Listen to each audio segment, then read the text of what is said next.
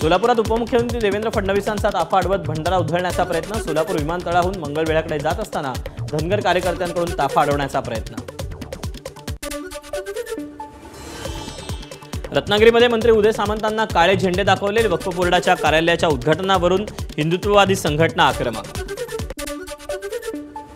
सांगलीच्या तासगावात आजी माजी खासदारांमध्ये खडाजंगी। तासगाव नगरपालिकेच्या नवीन वास्तू उद्घाटनाप्रसंगी विशाल पाटील आणि संजय काका पाटलांमध्ये श्रेयवादावरून राडा। सांगलीच्या तासगाव नगरपालिकेच्या नवीन वास्तू उद्घाटनाप्रसंगी आजी माजी खासदारांमध्ये वाद। काही जणांकडून आजच्या कार्यक्रमात नौटंकी। जशास तसं वागण्याची भूमिका पुन्हा घेतली। माजी खासदार संजय काका पाटील यांची प्रतिक्रिया।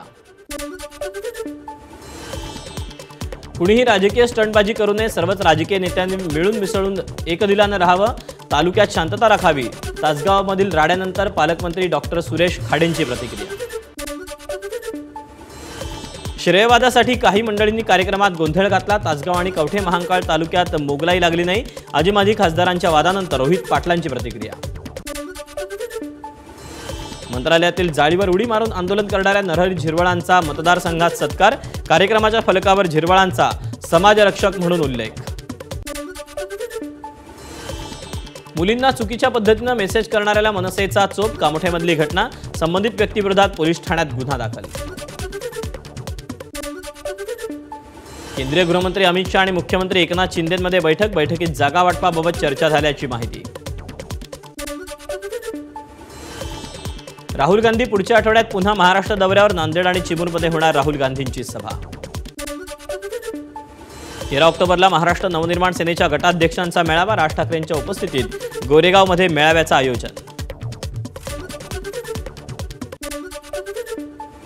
इंदापूरमधून हर्षवर्धन पाटलांची उमेदवारी जाहीर। स्वतः शरद पवार यांनी जाहीर केली उमेदवारी। इंदापूरचं शिवधनुष्य हर्षवर्धन पाटलांनीच हाती घ्यावं।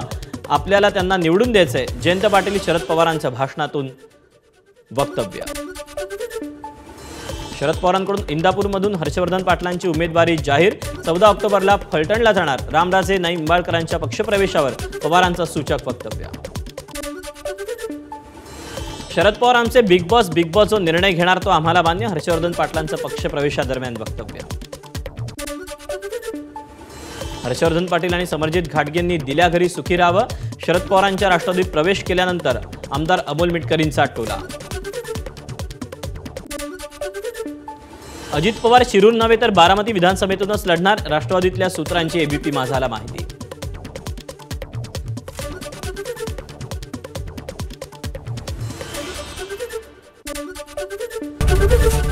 एबीपी माझा, उघडा डोळे बघा नीट।